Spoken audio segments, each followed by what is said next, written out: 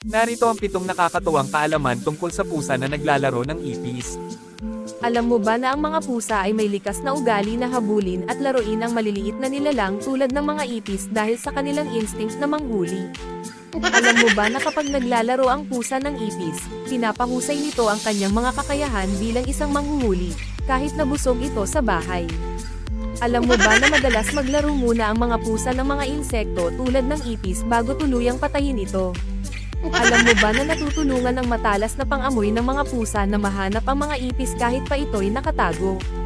Alam mo ba na ang paglalaro ng pusa sa ipis ay maaaring senyales na siya'y naiinip o nangangailangan ng dagdag na atensyon? Alam mo ba na kahit kainin ng pusa ang ipis, ito'y karaniwang hindi delikado pero maaaring magdulot ng kaunting pagsama ng tiyan?